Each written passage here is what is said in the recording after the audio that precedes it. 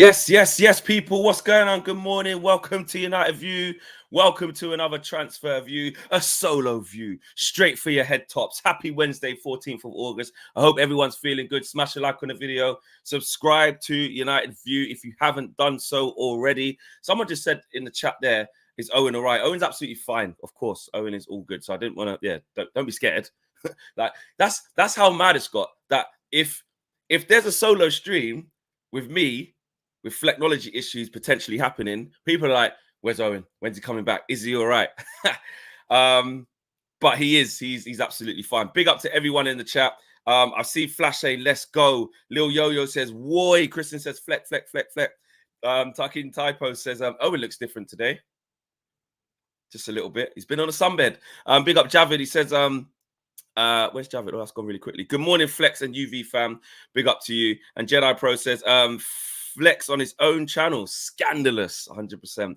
And Morning Flecknology says, Brendo, you don't know the deal, innit? You don't know the deal. Like, if stuff happens when I'm by myself with technology, it's part of the show, really. It's part of what I do. It wouldn't be a Flex solo stream if there was no Flecknology issues. However, I'm not wishing that there are going to be something, you know what I mean? So you're locked in with me for the next hour. We got loads to talk about. Of course, we're still on a come down from yesterday. We're still excited from last night's news. Mazraoui and Delict have signed. They got unveiled.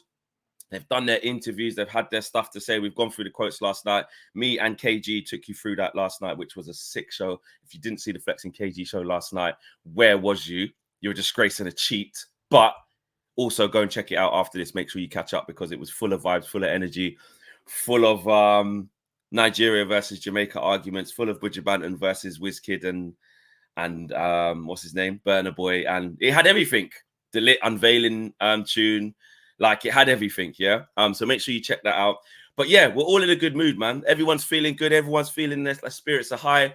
And now already, it's like, what next? We want to know what Ineos are on next. We want to know about the midfielder situation. But at the top of today's show, Sancho wants PSG move. We're going to be talking about James Sancho future, where this story's come from, who said it, what they've claimed, what other journalists are claiming as well, because there is still more movement. Ineos are not stopping. Yeah, the revolution continues. And then we're going to talk about Manuel Ugarte. We know that a midfielder is next on the list. Absolutely. I think everybody understands that. We're all in agreement that we need it.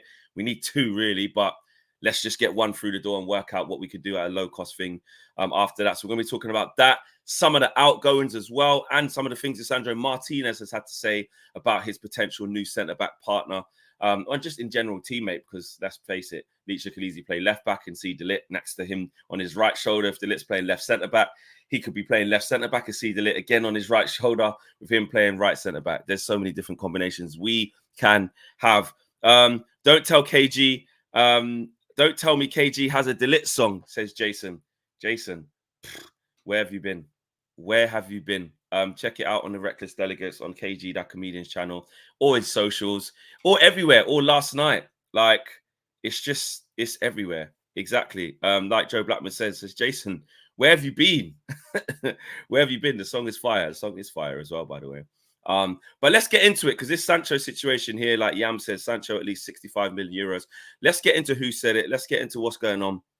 And this update came late last night, actually, kind of in the melee of all of the announcements from not Ugarte, I wish, from Mazraoui and Delit. And Fabrice Hawkins, who's a journalist at RMC Sports, so that is a French outlet, and you know, he's got a fairly big account. He's followed by a lot of the big dons. He's followed by David Ornstein. He's followed by Fabrizio Romano. Followed by Ben Jacobs, Damesh Chef. Like a lot of the big guns follow this guy. And he says that Jadon Sancho wants to play at PSG. He says Manchester United asks for more than 60 million euros. Prior to this, no agreement will be. Well, he says no agreement should be reached this week. Not a simple matter.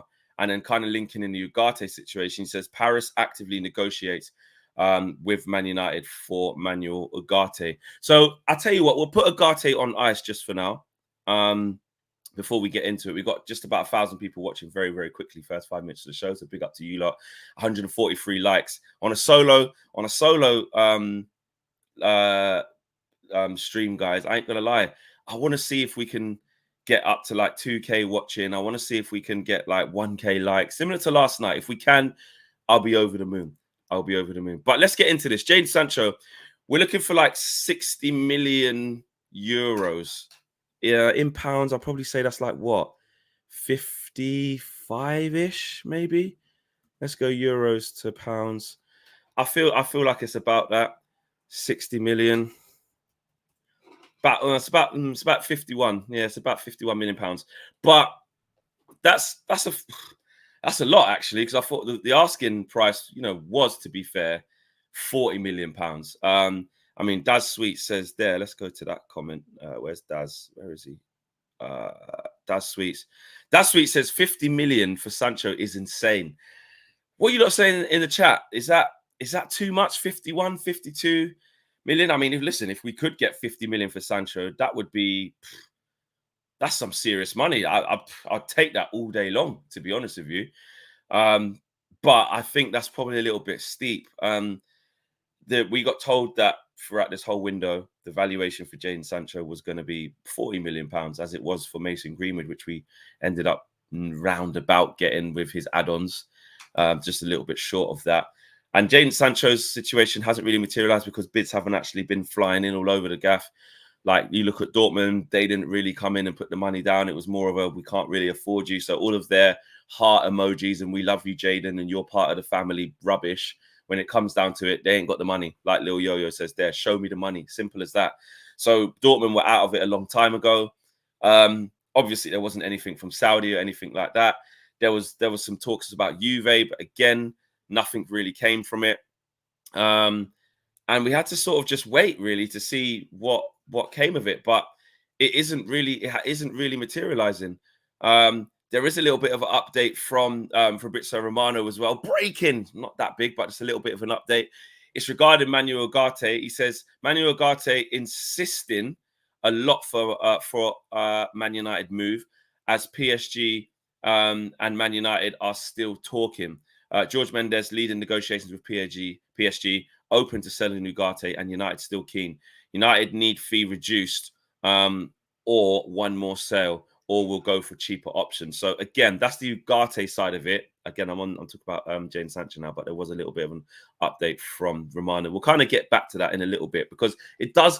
I think there is a way where maybe a domino could fall, which could actually tie into this Ugarte situation. So back to Jadon Sancho. The clubs weren't coming in for him with the money that we desired for, but PSG does seem to be at the table trying to talk to us. That is the news that we have heard quite consistently, and there's negotiations going on for Jadon Sancho. There's been reports that he wants to go there, and look, he's been part of the preseason. He's been professional. He's done what he needs to do. I think that, look, we saw Jadon Sancho at false nine throughout the preseason, but again, I think it's similar to the season before. Jadon Sancho was in the preseason, in the false nine in the preseason the year before. We played against Arsenal in New Jersey. He scored a great goal. We saw him cooking there. But the reason for that, guys, is because we didn't have a striker, man. We didn't have a striker. The first, it's not the first season. The season before last, on preseason, when we played Arsenal in New Jersey and Real Madrid and Dortmund, that preseason, remember, we just signed Rasmus. Oh, well, I don't even think we'd got him yet, but he wasn't there anyway, and he was injured as well. So by the time we got Rasmus, and Martial, obviously, right off. So again, we didn't have a striker on that tour, just like we didn't have a striker on this tour for different reasons, actually. So Jadon was sort of seen as a natural fit to play there. This season, we didn't have a striker again because, well, we did at the start of the tour, but Rasmus got injured straight away. And then and Bruno Fernandes wasn't there, and he just didn't want to do the McTominay thing in the nines. It just made sense to put Sancho there. And because he looked half all right, some people got a little bit carried away and was like, yeah, I'll tell you what, man, Jadon can play there and this, that, and the other. Guys, let's get real. Like, there is no universe that Eric Ten Hag wants to be in the Premier League playing Jadon Sancho as a false nine. And I'll go one step further. I just feel like Jadon Sancho is not truly part of Eric Ten Hag's plans. I think last year, with what happened, obviously gave us a big hint into that. I think what we saw happen over the summer with the reconciliation was the right thing to do. I'm not mad at that. I'm not saying, oh, it's all fake. What's he doing here? I'm not doing that at all. It's absolutely right what Ineos have come in and done and said, listen, his future's up in the air. He is an asset, whether he stays or if he goes. And we need him back in the squad. We need him training. We need him fit. And we can't have this perception from the outside in that him and Sancho, Ten Hag and Sancho are just, at loggerheads, ain't talking, and, don't like each other. And he's training by himself. We can't have that.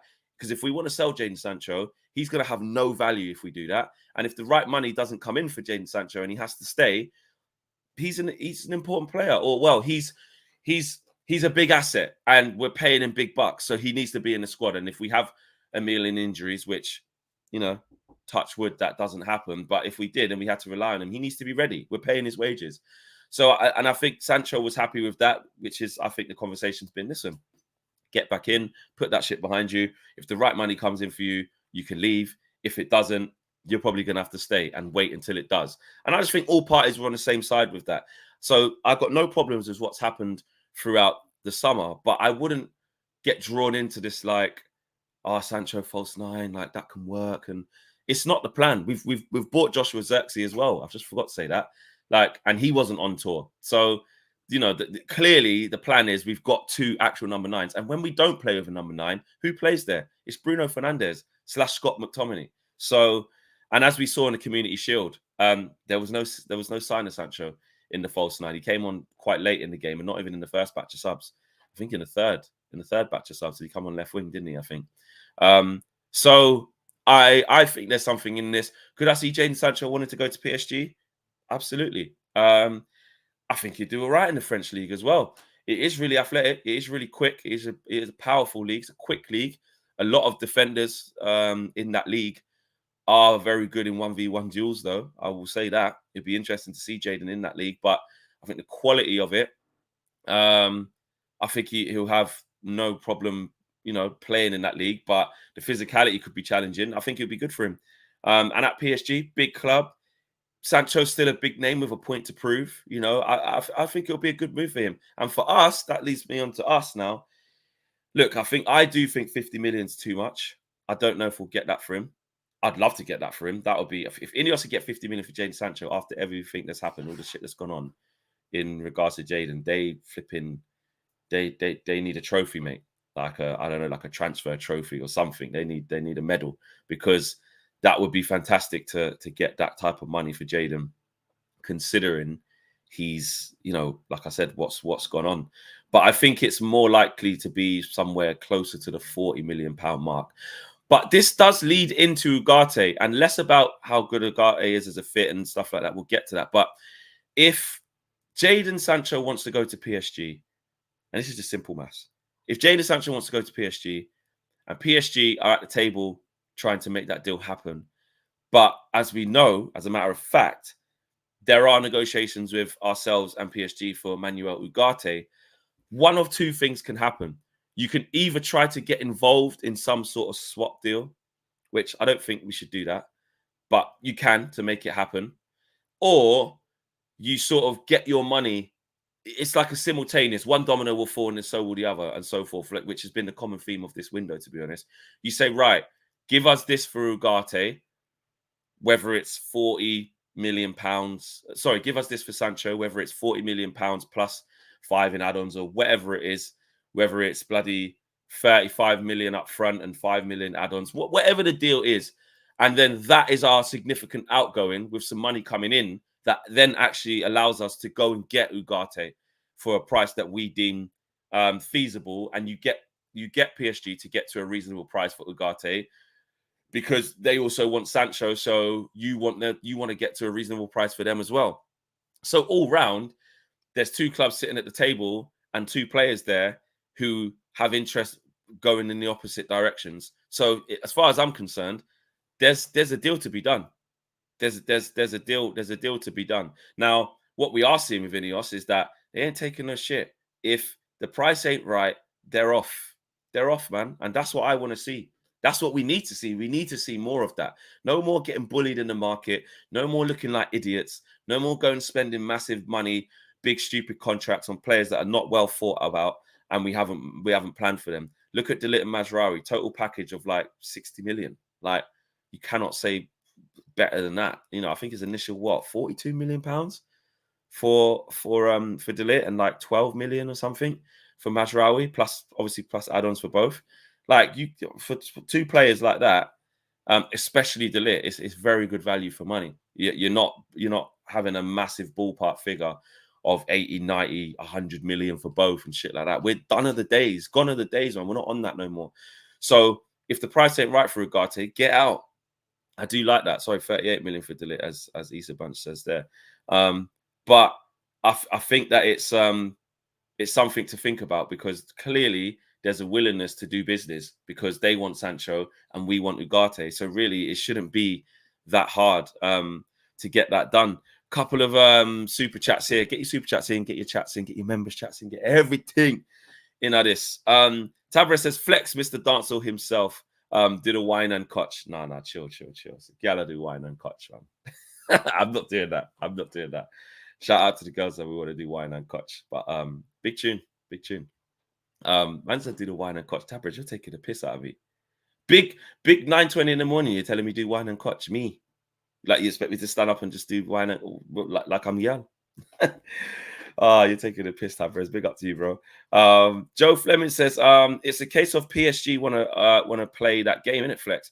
If they want to inflate Ugarte, we can do the same with Sancho, innit? If they reduce, we can too. Facts, Joe. That's what I'm saying. We got a bargaining chip, and so have they. So you're 100% right. If they want to play games and say that, nah, Saka is him, you're taking the piss. Flex Buster 630. Are you mad? Are you taking me for Idonia singing for the Gallem? Man, are telling me to do some kind of mad moves, you know. What are you lot taking me for? you lot are moving mad. You're not taking a piss. Oh my God, Saka, you're rude, you know. You're bright. 6:30. Hey, bad man to do them. Hey, listen, don't get me. You know what I'm saying? Black and World 6:30 is wild. Asked me to do 6:30. Moving crazy. Anyway, where was I? Back to Joe. Not take the piss. Back to Joe. He said, I agree. Basically, I agree with everything you're saying. They want to do a deal with us. We want to do a deal with them. So if they want to move mad on the Ugarte price, well, guess what? Here's your Jadon Sancho price. Maybe it is the fifth.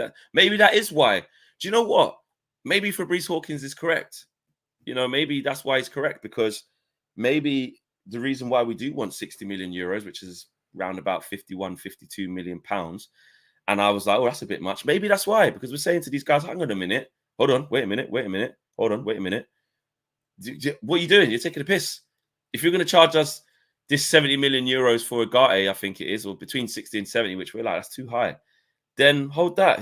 We want 60 million for Jadon, then for Jadon instead. So I don't know. That's you can't be on that. But back to what the report was saying from Fabrizio Romano. Let's just remind ourselves of that, because I kind of said it a little bit earlier when I was doing the Jadon thing. Moving on to the midfield situation. He says Manuel Ugarte is insisting a lot for Man United move. So again, in terms of the player wanting to come to Man United and saying priority to them, that's the key. You know, it was the same with Mazraoui. It was the same with De Ligt. These guys said to their agents, these guys said, listen, I want Man United and Man United only. And that seems to be the case with Manuel Ugarte. That's always a good place to start when you want to get a player. You know what I mean? When they put everything else on ice and say, right, I want this team, I want that club. It's good to hear. So he's insisted a lot for Man United move, as PSG and Man United are still talking. This was like 12 minutes ago. George Mendes leading negotiations with PSG.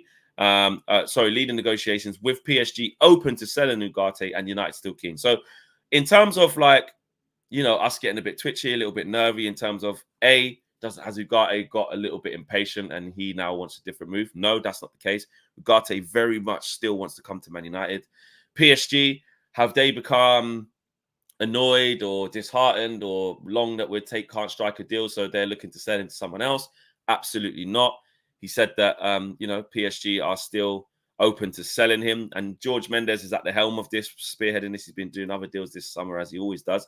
But the interesting thing is United need the fee reduced or one more sale. We know that Man United are in a position where we need the outgoings to outgo to be able to get these players in. What was a bit surprised was actually that Lindelof hasn't secured a move yet.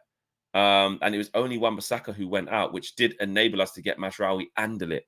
I'll be honest, that was quite interesting because that means we're saying it freed up the best part of, I know it's in its installments and add-ons, but by getting 15 million in, that essentially enabled us to spend like the best part of 60 million total package in euros, whatever, on Mazraoui and De Ligt by just getting 15 million in. It made me think, Lindelof must be very close, excuse me, to leaving, because why would they put themselves in that position if Lindelof stays? And also, you look at Scott McTominay, which I'll get onto a little bit later in the show. You look at Eriksen, which I'll get onto a little bit later in the show. And obviously, we're talking about Sancho as the next significant outgoing as well. We're waiting for the outgoings. And I think actually, now we've done that deal with Wan-Bissaka to West Ham, and then that was De Ligt and Mazraoui. And definitely, I think if Sancho went the other way or left in general, we would obviously have the money for Ugarte. But Fabrizio does go on to say, if that doesn't happen, if we don't get the fee reduced or one more sale, then United will go for a cheaper option. And that's where you get into Zanderberg territory. That's where you get into re-signing Amrabat on a low-cost deal. That's where you get into, you know, well, Yusuf Fofana, I'll give an update on that again in a little bit. Basically, that's just where you get into the alternatives. Let's just leave it at that. Jack says De Ligt deal is split over 3 years, according to Luckhurst. I didn't see him say that, but yeah. Let's see. I think Ineos would have been creative. Definitely would have been creative with what they're doing with spacing out these deals. Little bit of a touch in. Let's go. A little bit of a catch up. We've got nearly 1,800 people watching, which is dope this time in the morning. Love that. Good energy. We're on our way to 2K quite comfortably. Only 20 minutes into the show. 386 likes. Push it up, guys. Push it up. Push it up. Well,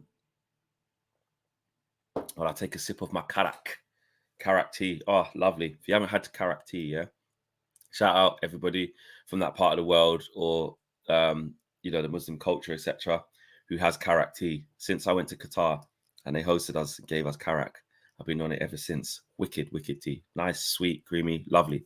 But yeah, 422 likes right now.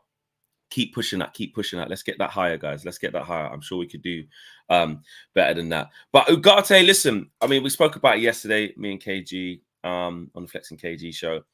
I mean, he is so, like, in there with Ugarte. Like, he's sold. He wants him. Yeah, Karak Chai. He wants him. He believes in him. Ugarte, he's given him the name, etc., etc. But look, profile-wise, he fits, man. He fits. We have to get a midfielder, and this is why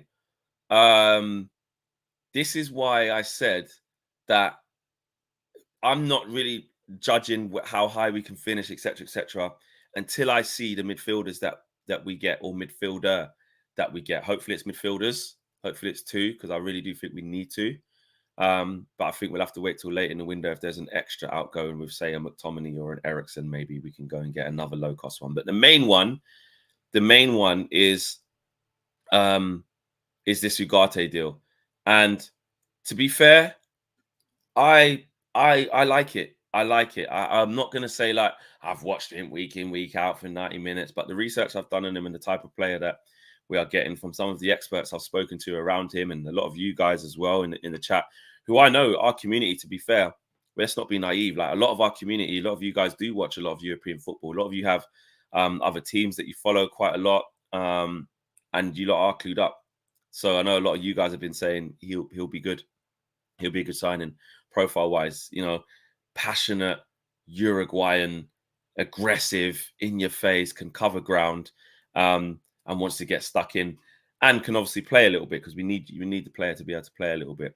But if it's not Ugarte, like I said, like, we still need to make sure that we get this situation done, because if we don't, we're in trouble, man. Like our midfield, like I know, like there's optimism of people coming back where they're not injured anymore, and if we keep a squad fit, then great and stuff like that will be better just off that, even with the current midfield. But I'm telling you now, guys, I'm telling you now, Fleck. In my opinion, that midfield still needs surgery, man. It still needs surgery because if you look at it and say Casemiro, McTominay, Ericsson, then obviously Kobe, Bruno, and Mount, it's not strong enough, man. It's not. It's not strong enough. That midfield doesn't want the ball enough for me. That midfield is not aggressive enough for me. McTominay is a weird one because again, we know the reasons why it's best not to play him in midfield, especially as a six. We've seen it for many, many years, and Eric Ten Hag's decided on that. But even like the physicality side of it, he gets after people, Scott, because he's physical and can get stuck in. But because like positionally, he's not good in deeper positions. He's usually in the wrong positions to be able to go and clamp someone or go and like lock it down because he's mad physical. So that doesn't work. Casemiro can't run around. Ericsson can't run around. Kobe Mainu can't run around in that sense. And nor should he because he's way better than that. And then you got Bruno, who you want obviously at the top end of midfield. And then you've got Mason Mount, who's like a utility midfielder who can kind of do a little bit of everything, but not one thing exceptionally well, but well-rounded. So just off what I said there, that's why we need him. Or a player like Ugarte. Jack says, Flex, what do you think about Collier being part of the squad if we only sign one midfielder? Appearance in the Community Shield suggests he's not far away. I'd think that's a good shout. That's a good shout because Harry Amos wasn't involved in the Community Shield. He warmed up though. He was sort of with the squad, got a warm up at Wembley, but wasn't in the matchday squad. And I take that as, look, he played all the way through pre-season, and then I think Eric looked at it and said, okay, there's some really good things there. We like him. He's just a little bit off it, which is completely fine. He's not ready yet to make that step up. So let's hold him back a little bit. Eric, like he says, he doesn't just dish these caps out, these appearances out to youngsters just because we have a rich history and he needs to keep the tradition going. No, the players need to earn it. They need to be ready. And also, you're not doing the player any favors by chucking them out there under the bus if you know they're not ready and you can sense it, and then they have a difficult time. So that's interesting. But with Toby Collier, I think you're right. Jack, because the fact that he was involved during pre-season as well, he was on the bench on the Community Shield, did get to come on. And look, I'm not saying like he was fantastic, but he did, even at Wembley with 75,000 people there, 80,000 people against Man City as well, with us in a winning position. He played the same game that he played on tour, which was, keep it simple, win the ball back, win a couple of duels. So I do think that he can be in the squad. I think he can make the bench on match days, put it that way. Which there's no shame in that. I think that's a good thing. So yeah, Toby Collier could be one. Again, not ready yet to sort of go into the forefront, but if we're looking at how Eric Ten Hag treated him and what the minutes that he gave him at the Community Shield, he's definitely on the come up. He might keep him well away from it for another 3-4 months to let him just keep training with the first team, and then after Christmas, you never know. And in different competitions, maybe FA Cup third round, maybe Carabao Cup first game or something like that. You might give him a few games then.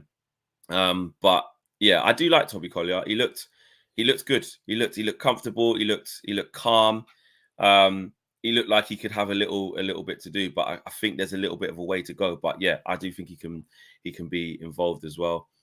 Super chat here from Dan Riley says, United store site have Zanderberg number 2 on the third away kit. Nah, you must be having me on. Man United still got flipping, what's his name there? Amrabat there. What, on the shop for the kit? They got Zanderberg. Surely not. Where is that? How do I go to this? Third kit. Let's go to that. Where is this? Show me. Someone show. Where do I find this? Let me check this myself. Men, third kit. You're saying they got... No, there's nothing there. You're saying they got Zander Berg. Where? Where is this? I need to see this. This can't be true. United store have Zanderberg number 2 on the third kit. That's got to be a lie. Someone confirm that for me. That's got to be a lie. He lying, people are saying. The women's team. Oh, have we got a Norwegian? Maybe someone in the women's team. And like Jason said, it's too late for April Fools. Not even the same player or name. We're moving on from that. I don't know what you're on. You know what I mean? The female striker, woman player. What? Oh, is her name Berg? Or is it Zander Berg as well? But all right, cool. Well, there you go. Anyway, let's move on. Let's move on.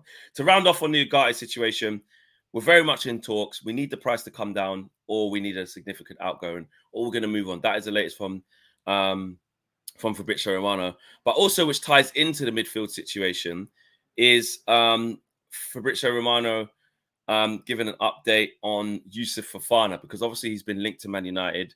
There's little sniffs around him. You know, I tried to entice him to KG's direction with the comps, etc. But Yusuf Fofana is a good player. But Fabrizio Romano said Yusuf Fofana has been clear with all clubs approaching him since July.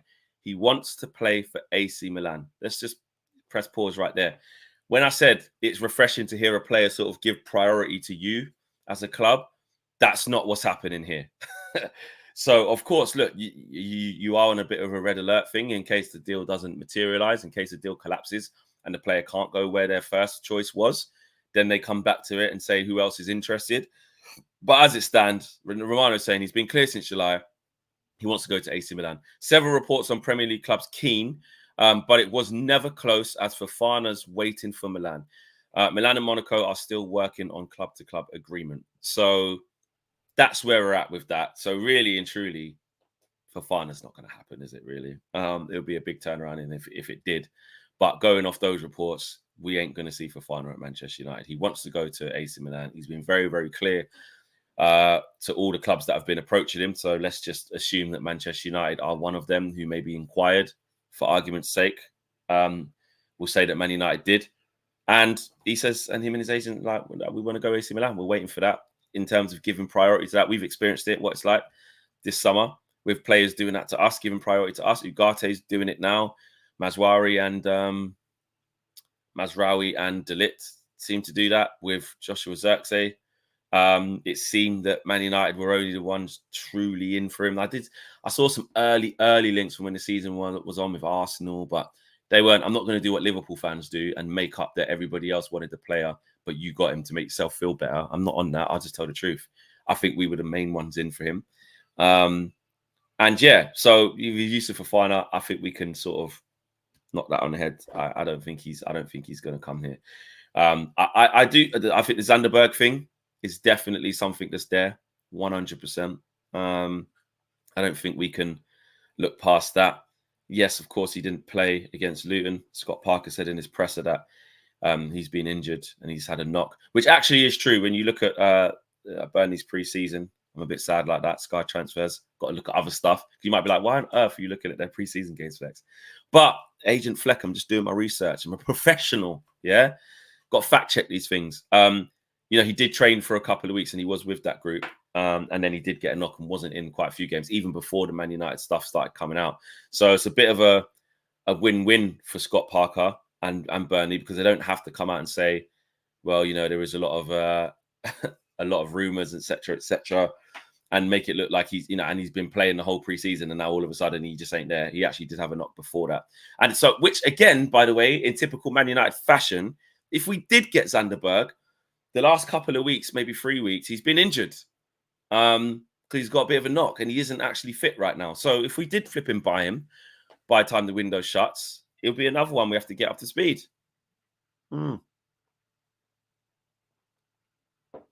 Which is typical Man United fashion. So I think that's a viable option. And then I think we're getting into Amrabat territory as well. There really hasn't been much on Amrabat. I feel sorry for him again, because all last summer, this guy pretty much didn't have a preseason. He was sitting waiting for us. And didn't that deal actually go through like near deadline day on the announcement of the loan, where we knew that we wanted him, but we was like, just make the loan happen. And it took ages. Someone put in the chat when that deal was. I'm sure it was like by the time it actually got announced. You know what I'm saying? But yeah, it was late. It was really, really late. So I think if Man United don't get Ugarte for the money that we want to get, we're then going to have to look, or don't get enough outgoings and no one comes in for Scott, which I'll get to in a second. Yeah, I feel like we are not in a position to get, people expensive. Joe Flevitt says, Milan definitely wanted Xerxes. Actually, I do remember that, to be fair. I did forget that. And SLD says, Flex is professional with no graphics. Correct. You know why? Because right now, it's about the information, the pure, unfiltered, raw information. Yeah.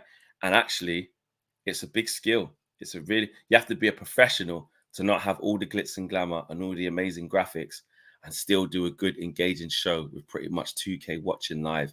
That is because I am I am a professional. It's nothing to do with the fact that, right, the thing with all the graphics and the thing that Owen has all set up, I'm not great at that. It's nothing to do with the fact that my main computer's still not working and I haven't had a chance to get it to Josh, so I'm on the less powerful MacBook Pro that can barely handle all the things it needs to handle. I'm telling you now, it is nothing to do with that. It's because I'm just an engaging, good host who I could just be on a black background with no graphics, and you lot are all hooked, listening to what we're saying. It's all to do with that. Minna as well, cheeky. She said, Flex, I think she said something similar. She said, oh, that's not the graphics I'm used to seeing. Oh, absolutely. But like I said, you know what I mean? Just plain graphics, mate. That's all you need. Actually, this is proof that if you do want to start your YouTube channel, or you're thinking, oh, I don't know, it needs to look like this, it needs to do like this. Of course, you want to build up to having them things. That's why you have them. But don't be scared, mate. This is proof. This is living proof. You can start like this. Black background, green screen, decent camera, decent lighting, decent microphone. Put one little logo right there and just start. You know what I'm saying? Would start. Also, a little bit of an update in the midfield position before we move the show on a little bit. There was a little bit from Demarcio just saying that McTominay, that Man United have rejected a loan offer for Scott McTominay from Napoli. Now, that isn't widely reported, so I'm not going to say that's all over the place, but Demarcio is a weird one because, like I said, he's a huge, huge journalist, especially when it comes to Italian stuff. He was almost like the Romano before the Romano, wasn't he? Gianluca Demarcio is a big boy in this.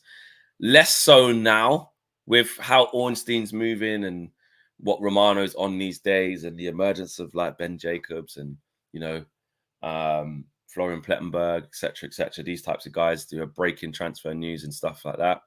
Demarcio is less so, but he's still there. He's still there or thereabouts. When he talks, people do sort of, your ears do prick up. But he says that Scott McTominay the loan has been blocked from Man United. Listen, if that is true, good. A loan's not going to do us any good. Unless, to be fair, there's an obligation to buy and we can put that on our accounts to say that money's coming in, which will help us with PSR, or unless there's such a significant loan fee, which I can't see Napoli doing, but there's such a significant loan fee that actually even that frees us up to be able to bring someone else in. But we need sales. We need sales, but also there has been a lot about McTominay in terms of Galatasaray being interested. Of course, Fulham, they came in with a bid or two, I think, that were turned down by us. I feel like we're interested in selling quite a few players. Eriksen, there's been no movement there. Lindelof interest has been really quiet. McTominay interest has been there, but these are all players that if the right deals come in, right bids come in, we will sell them. Absolutely. Palestri's still here. We need to find a long-term solution to that. Hannibal's still here. We need to find a long-term solution to that. These players don't need loans anymore. They need permanent homes, but it's difficult. I mean, not so much with Palestri. I think someone will come in and buy him, but how many teams want these players? How many teams want to spend big on these players, we have to cut our losses. Look at Wan-Bissaka, 15 million. Probably should have been a bit more, but he's got a year left. He's got a year left, so that's probably understandable. But you'd like to have got at least 20 for him, wouldn't you? Because he's still good. But again, when we sell players, this is where we're at. Luke Shaw is still here. I mean, that Shaw thing from yesterday, man. I couldn't believe it. I was just like, well, I could believe it. And it's just like, we know this is going to happen. And now again this year, we literally do not have a proper left back, an actual left back at the start of the season. Yes, Dalot can play there, and he can do a decent job there because he's versatile. Yes, this is one of the reasons why we've got Mazraoui, because he can play left back, predominantly right back, but he can play there. But I don't know. I just want us to have the specialists in the positions, man. Like, that's what we should be having. We should be having a specialist in the position. We should be having players that are, playing in their rightful positions, not just makeshifts. I don't want us to have makeshifts because that means we're weaker. Just because Dalot can play there, it doesn't mean he can play there better than Luke Shaw or play there better than the actual left back. And the same with Mazraoui. And again, now our budget ain't going to stretch. Our budget is not going to stretch to get a left back in, unless it was something crazy like how we got Reguilon last year, or we do a loan thing, cheap loan, emergency loan, like when we was in for Cucurella / Reguilon. And the worst thing we did was send Reguilon back at Christmas in January. Sorry, like why did we do that? Reguilon, yeah. So we're probably going to need something mad like that because it's not going to work. But actually, that is a good point from Prane. Martinez left back too, because we've seen that happen in the Community Shield, and I think with the addition of Yoro and Maguire, with the addition of Yoro and De Ligt, maybe we can see that. Obviously, Yoro's going to be out for like 3 months though. But when we have a full squad, if Luke Shaw's still on some bullshit with the injuries, it isn't beyond the realms of possibility that he could play there, because we know he can play there. So I get that. SLD says, Fletch, you laughed at Shaw and I for Luke Shaw's slander. You're not laughing now, are you? Well, did we laugh? If you would have said he's injury prone, get rid of him, and why, this, that, and the other, I wouldn't have had slander. If we slandered you for Luke Shaw, it must have been because you said he's like not good or something. But in terms of injuries and that, I wouldn't have disagreed with that. So I don't know what slander I did. Let me know, SOD. What did I say? What slander did I say to you and Show? Because in my head, if it would have been anything to do with that Luke Shaw should leave because he's injury prone and stuff like that, I would have been behind that. I would have been on that. So yeah, let me know. Rahil says, if we can't get them out, play them in rotation for a few months, and that should increase interest for January. We need balance. We need to balance the books by the end of the season. If we can't get them out, you mean the players like McTominay, Lindelof, and Ericsson? The problem is if no disrespect, is that we don't really want to play them though, do we? We want to move on from these players. I get what you're saying. You're saying like to keep the value high and to stoke up the interest, like they need some game time. But at the same time, we're trying to go in a different direction, isn't it? We really are. So yeah, I don't know. I just think we have to find a way. And when it does happen, as fans, we can't moan about it. We can't be like, oh, I can't believe we didn't sell them for this much. How, that's too cheap, because we're gonna have to cut our losses with a lot of these players. We are. We're gonna have to cut. We'll lose, so the value will drop. Says 30. Yeah, if you play those guys, we'll end up losing games. So it's a double-edged sword. It's 6 to 1, half a dozen the other. You're not really sure how to attack this properly. But the truth of the matter is that we need to ship out players. We still need more outgoings. There needs to be more significance. Obviously, Jadon Sancho is on ice. We're waiting for something to happen there. I think watch this space on the McTominay one. Whether it's Fulham or someone else. I think Scott's someone who, again, will just keep his head down. He won't agitate for moves, or he won't rush himself out the door. He loves Man United. I don't think he will want to leave, but he also won't just leave or accept the first thing that comes his way. The deal's got to be right for everyone. So I just hope that we get some money in the door, because if we don't, we're going to find it really difficult to be able to bring in this midfielder.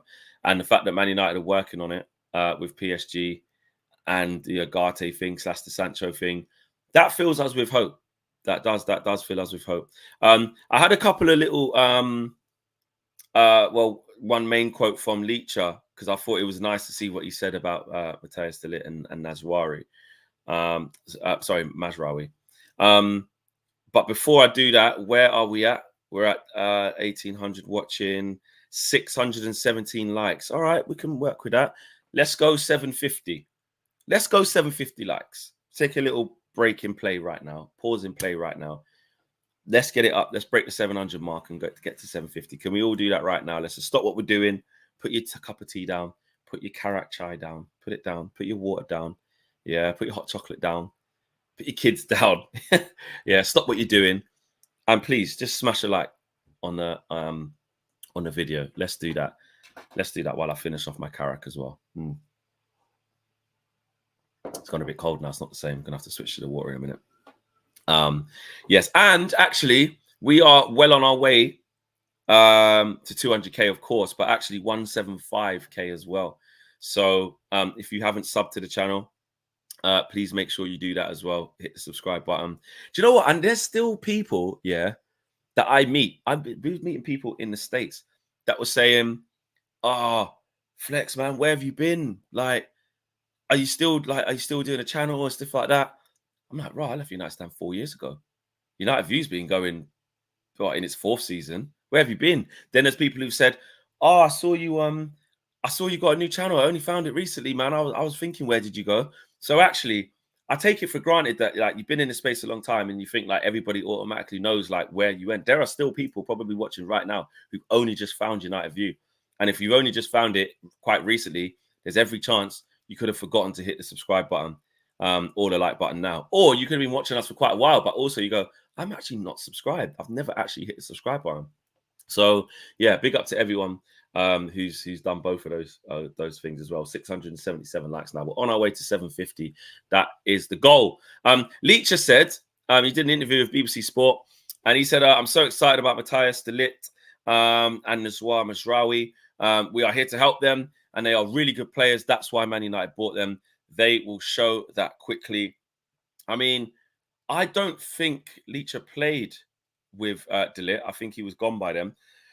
But in terms of looking at this situation, right, and how do you guys feel? I want to know what you like are saying, because there is this concern that Erik ten Hag obviously is just getting, the Ajax band back together.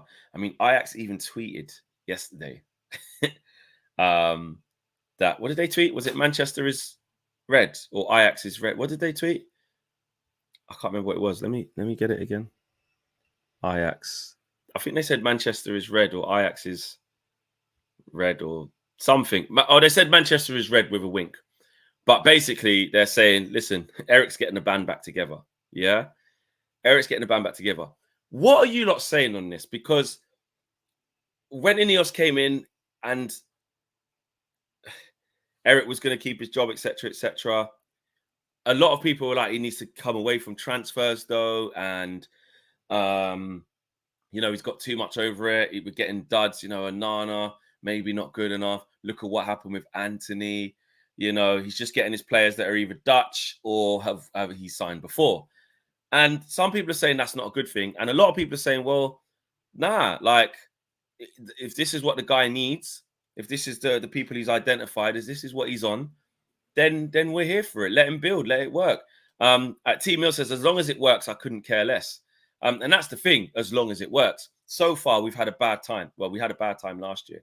And, the Anthony one is the one that sticks out the most. The Anthony one is the one we can't move past because it was 80 million. Eric co-signed it, and it's been an absolute disaster ever since. And now it's looking like he's going to be a player that we have to keep hold of for quite a while because, we haven't. Who's going to want to take that on? The coaching staff now as well, all Dutch. Like, there's a big Dutch contingency at Man United now. But also, I see the other side of it as well. I see it as, well, they've come in and they've kept everything the same in terms of Eric's terms in EOS on his contract, right? Because they've given him an extension. They didn't give him a brand new contract with multiple years on it. So that shows that, again, there's a little bit standoffish. But they are saying, in the meantime, we aren't just going to half-heartedly be with you in this couple of year period that you've still got left, which I think does make sense. And I think some of the players that they're getting, especially this time round, yes, Mazraoui used to play for him. Yes, so did De Ligt. But let's not get it twisted. De Ligt, Manchester United were interested in, I want to say, around 2019, 2018.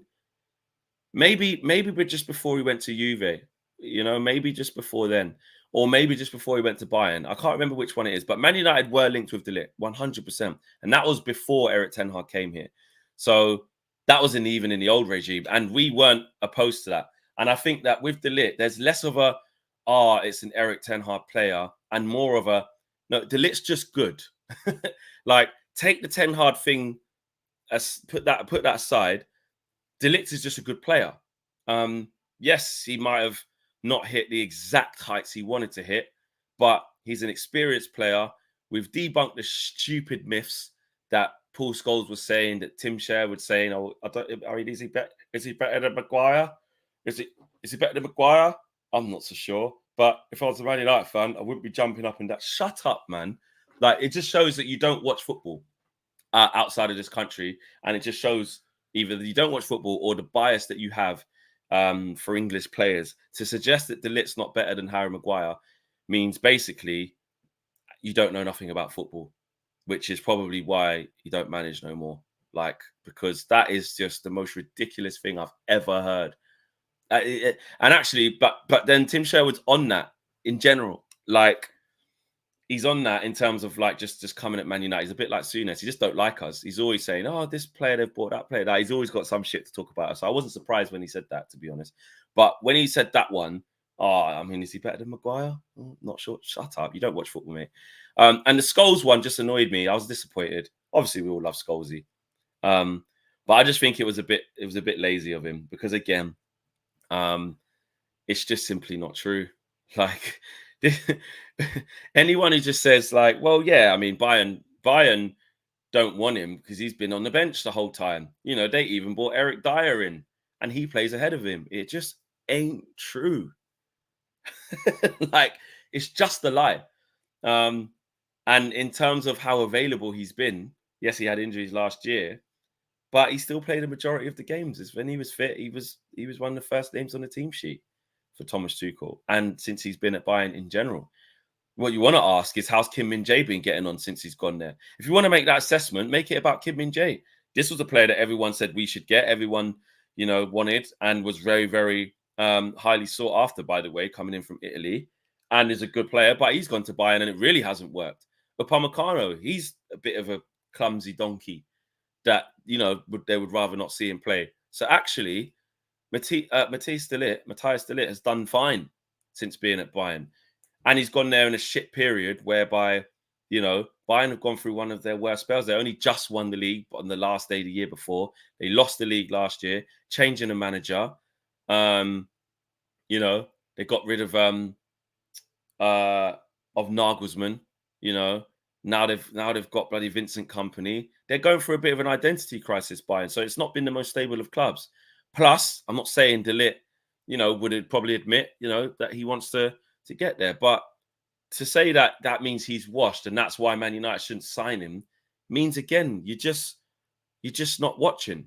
You know what I mean? It's just ridiculous. And you're just making up a narrative and running with it because you've seen it on the internet. Like Ross says there, Dyer replaced him, even though Dyer played 14 of 18 of his starts alongside De Ligt, because De Ligt was probably injured for the other ones. In them latter stages of the Champions League, who was playing? De Ligt and Dyer. He missed one because he was suspended. Like, don't make shit up. If you're going to say you don't like a player, come with, well, I'm not sure he's the quickest. Maybe Man United should have gone for someone a little bit quicker, or, say, I don't know, his reading of the game or his positional sense. Break it down. And then, your opinion is valid in terms of that's how you perceive the player. Don't just make up lies where Eric Dyer plays ahead of him. So that means he's shit. Lie. Not true. Just isn't. That's like me saying, I don't know, Oh, Arsenal. Oh, they shouldn't have got Calafiori. Yeah, he doesn't even start for Bologna. Lie. Probably started every game. Probably played 40 odd games last year if I go check.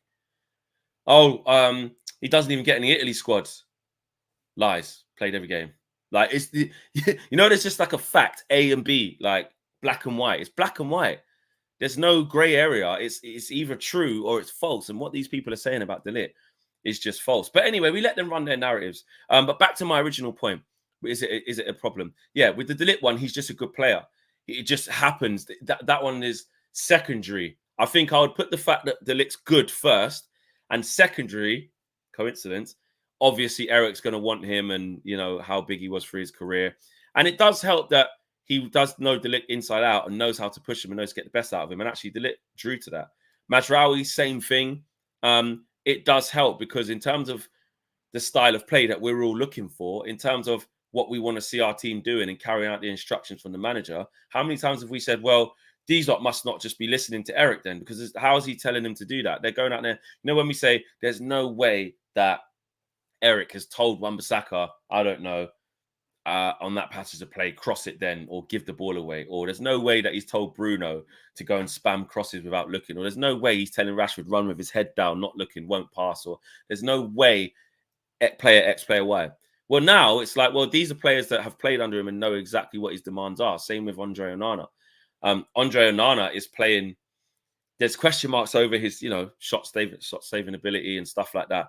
But in terms of the way he plays, like when he look how calm he's being, to the point where it annoys some fans in the stadium when he's being really slow. He entices a player to come and press him, and then he literally just gives it to a centre mid, and it looks tight, and it's like, oof. We're a bit on edge because we're like, we don't normally do that. But that's exactly why Eric Ten Hag has bought him, because he wants him to do that. He can carry out that message. Look at Lisandro Martinez. Look how he plays the game. Look how he comes into midfield. Look how he passes through the lines. Look how he progresses the ball. Look how aggressive he is in 1v1 duels. These are instructions from Ten Hag that match the profile of the player and the reason why Ten Hag wants him. Anthony, we're going to leave that. But every manager makes mistakes. It's true. You can't sugarcoat that. He got it wrong, yeah? But the thinking behind it was obviously he can carry out his instruction. Amrabat obviously had him a long time ago at Utrecht, but again, low cost. He can just do the things that Eric Ten Hag wants him to do. My point is that it isn't always bad. And then when I look at signers like Lenny Yoro and I look at maybe Ugarte, these are Ineos-led signings, I think that Ineos would have looked at it and said, we need a young, up-and-coming centre-back we can get our teeth into. He's highly tipped. He's done bits already. And that's a Lenny Yoro vibe. I don't think that's a straight Eric Ten Hag thing. So they're working collaboratively on signings. It's a mixture between backing and also planning for the future. Where are we at? We've read out all the super chats. So big up everyone who's looked in today, got involved. We got to 771 likes. Love that. We got over 750, so I'm pleased with that. Let's push towards 800 on the way out. It's been a flex solo stream. It's always good to do a solo stream. It's refreshing, very, very refreshing. So big up to each and every one of you. What have we got today? I believe we've got What the Devil later on this evening as well. So check that out. If there's any breaking news, we will bring that to you. If there's any signings, if there's any here we go, if there's any agreement reached with Ugarte or outgoings, you name it, obviously we will cover it. I'm going to be live on TalkSport today at 3 p.m. I'm going to be with Darren Ambrose today, actually. Good to catch up with him. So check that out. And yeah, big up everyone on the show. Smash the like on the video, subscribe to the channel if you are new. I am out. Take care. Peace.